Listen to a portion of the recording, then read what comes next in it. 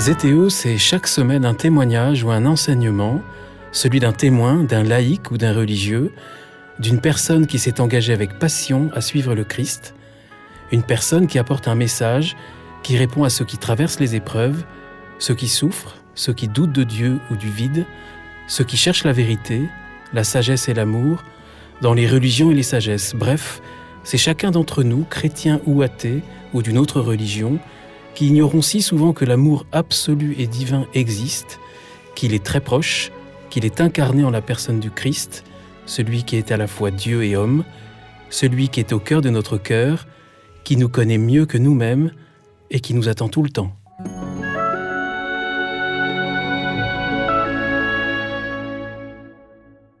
Bonjour chers auditeurs de Zétéo, bienvenue pour un nouvel épisode. Nous arrivons au jour culminant de cette retraite de Semaine Sainte et je tiens à en profiter pour remercier le frère François Cassin-Génat-Trevedi pour nous avoir accompagnés et qui pour nous accompagner encore aujourd'hui pour ce dimanche de Pâques, cette méditation du dimanche de Pâques. Merci frère François pour ces méditations d'une telle puissance, aussi d'une telle poésie, d'une telle érudition. On a parlé hier des femmes mirophores, cette expression m'a enchanté. Et aujourd'hui, frère François, vous allez donc nous parler pour ce dimanche de Pâques. Le Christ est ressuscité, il est vraiment ressuscité, alléluia. Chers auditeurs, Sainte Pâques et Belle Pâques, nous mettons un point d'orgue à nos méditations de ce triduum avec le jour de Pâques. Voici le jour que le Seigneur a fait, jour d'allégresse et de joie. C'est ce verset du psaume 117 que nous ne cesserons de répéter aujourd'hui et pendant toute l'octave de Pâques, pendant les 50 jours que dure le temps pascal. Le jour de Pâques est un jour énorme. C'est le jour par excellence. Et pour les anciens pères, les 50 jours après la quarantaine du carême, eh bien, ces 50 jours ne sont qu'un jour unique. Le jour que le Seigneur a fait, jour d'allégresse et de joie. Ce jour prend racine, ce jour prend naissance dans la nuit. Et c'est pourquoi volontairement, hier, à propos du samedi saint, je n'ai pas parlé de la vigile pascale. Mais j'en parle aujourd'hui parce que la nuit est la racine du jour du Pâques. Ô nuit vraiment bienheureuse, ô vere beata nox, comme chante l'exultète, cette louange du cierge pascal, dont le texte pour l'essentiel remonte au IVe siècle, un des trésors de la poésie liturgique, dont il faudrait que les chrétiens connussent la plénitude et la beauté. C'est pas une chansonnette, c'est un très très beau texte. Eh bien, le jour de Pâques prend naissance dans la nuit, parce que la résurrection, il n'y aura jamais de compte-rendu journalistique de la résurrection de Jésus. Pâques fait éclater l'histoire de cette résurrection, de cette fulguration du corps dans le tombeau, comme un entrechoquement de silex. La nuit seule et le regard du Père seul sont témoins. Nous ne connaissons pas l'heure de la résurrection. C'est le secret du Père. Et la vigile pascale, donc, cette nuit vraiment bienheureuse, qui est le commencement du jour de Pâques. Il y eut un soir, il y eut un matin, et le ressuscité prend naissance dans la nuit, comme l'enfant de la crèche prend naissance aussi dans la nuit. Grande symétrie, grande convergence de Noël et de Pâques. Le Christ renaît dans la nuit. Et heureux sommes-nous si nous avons pu vivre la liturgie de la nuit pascale. Et c'est dommage que trop de chrétiens s'en dispensent et ne goûtent pas la beauté de cette nuit, avec ces 4 éléments liturgiques que je rappelle. La liturgie du feu, la liturgie de la parole, la liturgie de l'eau et la liturgie eucharistique. Ce sont les 4 parties de la vigile pascale. Le feu nouveau, ce feu que l'on allume, faute de mieux parfois, dans une boîte ou dans un chaudron, mais c'est tellement plus beau quand on peut l'allumer dehors comme un feu de camp. Lorsqu'il monte, lorsque ses étincelles se confondent avec les étoiles, le feu fort, indomptable, qui surgit. Première image du Christ surgissant du tombeau. Évidemment, beaucoup de peintres ont représenté Jésus sortant d'une boîte, la boîte du tombeau. C'est une image. En fait, une des plus belles images du Christ ressuscité, c'est le feu qui, dans son indépendance, dans sa vigueur, dans sa clarté, se dresse tout à coup sur son séant et dont la lumière monte jusqu'au ciel. À ce feu, nous allumons le cierge pascal. Le cierge pascal qui est lui aussi un sacramental, une image du Christ ressuscité, et comme un signe de sa présence au milieu de nous. Il faut avoir une grande dévotion au cierge pascal. C'est peut-être une des plus belles icônes du Christ qui nous soit proposée, comme le feu. Et à ce cierge pascal, nous allons allumer nos propres petits cierges, et nous allons nous avancer dans la nuit. Lumen Christi, lumière du Christ, nous rendons grâce à Dieu et nous avançons dans l'Église. Et c'est un fleuve de lumière, de petites lumières, qui pénètre dans l'Église, qui se répand dans la nuit, comme une coulée de lave. Il y a là une image de l'existence chrétienne et de notre vocation de chrétien. Nous n'avons pas à être des super cracks ou des conquérants. Nous sommes ces hommes et ces femmes simples qui s'avancent avec leur petite lumière et qui ensemble, au cœur du monde, font avancer cette coulée de lave subversive, brûlante, lumineuse, qui peut transformer le monde.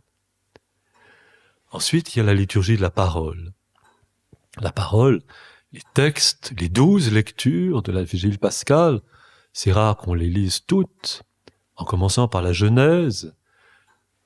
Comme autour d'un feu de camp, on se raconte des histoires. Et autour de ce feu de camp de la nuit pascale, nous nous racontons l'histoire du monde, de la création, des origines à la résurrection du Christ.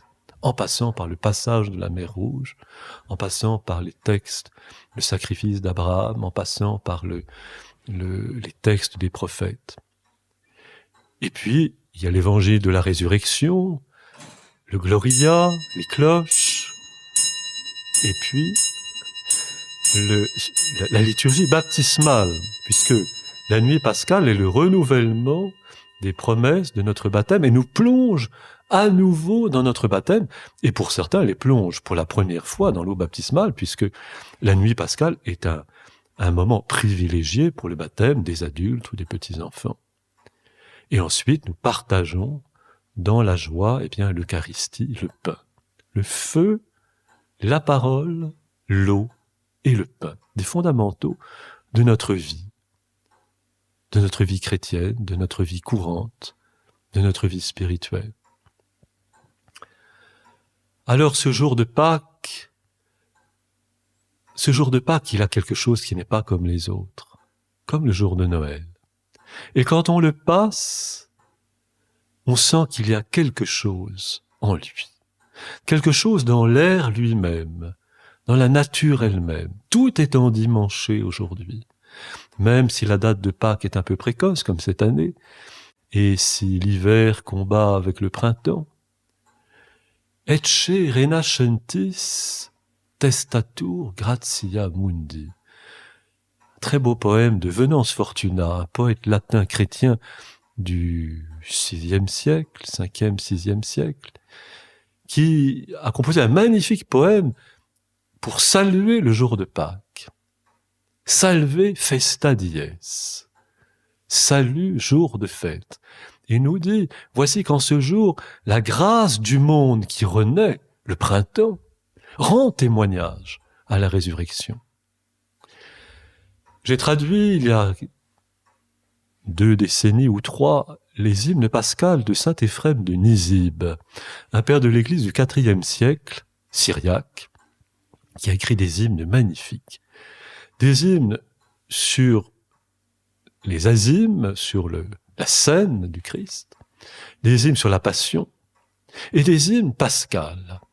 Et c'est étonnant, parce que dans ces hymnes pascals, il parle très peu, en fait, de la résurrection. Il ne parle quasiment que du printemps. On pourrait dire que ces hymnes pascals sont des hymnes, des chants printaniers. C'est très intéressant de voir que cette célébration du printemps, eh bien, elle dit beaucoup du jour de Pâques. Pâques, c'est le printemps de la chair du Christ. Ma chair refleurit, comme dit le psalmiste. Printemps de la chair du Christ. Et je pense aussi au chant d'entrée du jour de Pâques, tiré du psaume 138. Resurrexi et aduc tecum sum.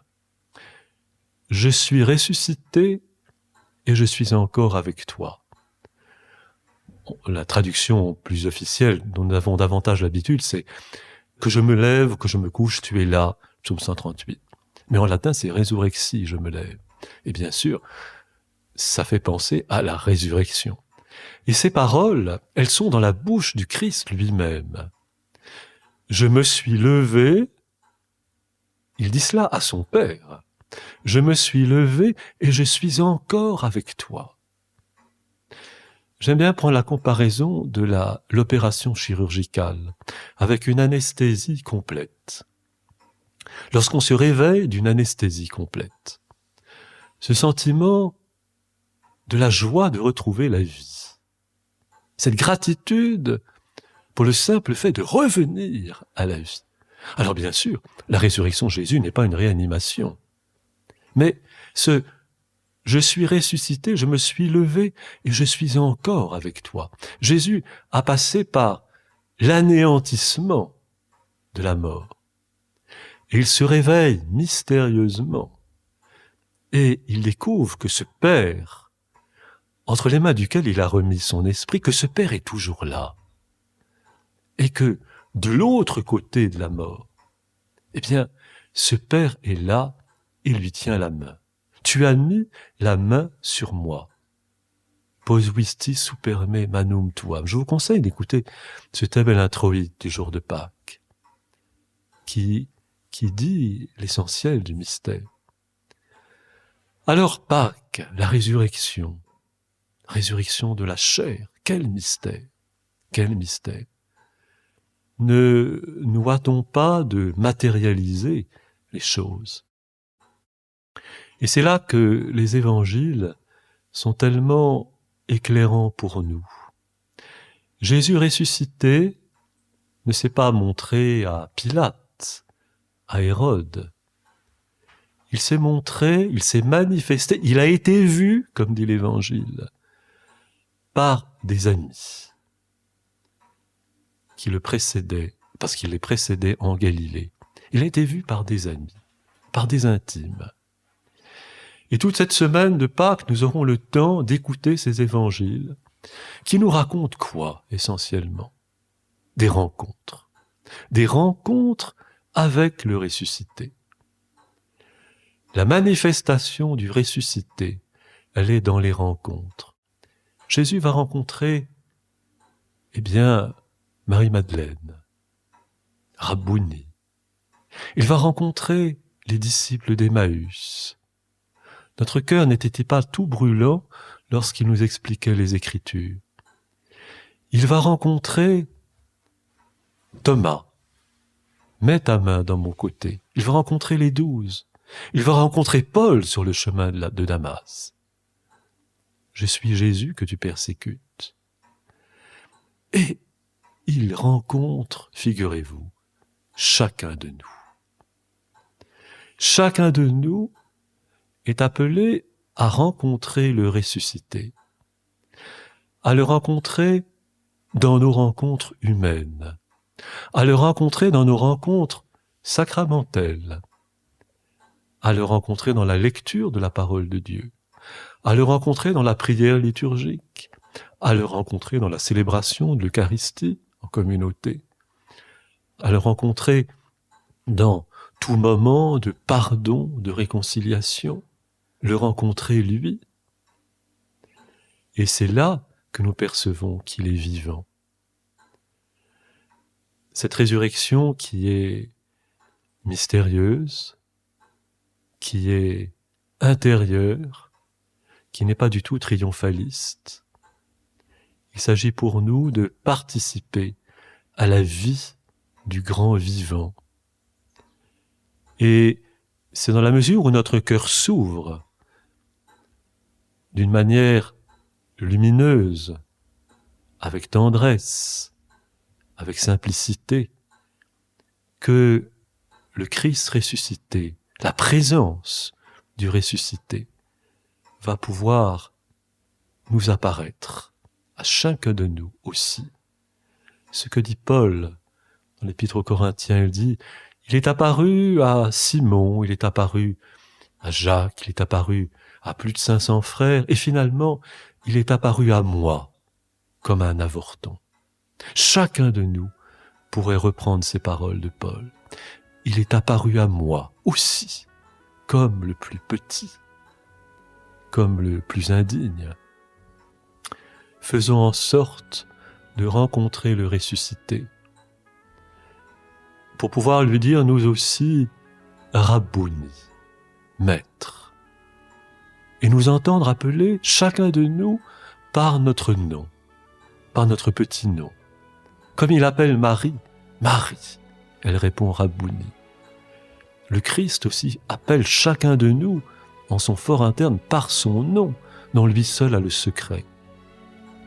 Faisons silence pour nous écouter, pour nous laisser appeler par lui et pour lui répondre Rabbouni. Seigneur, à qui irions-nous? Tu as les paroles de la vie éternelle. Amen.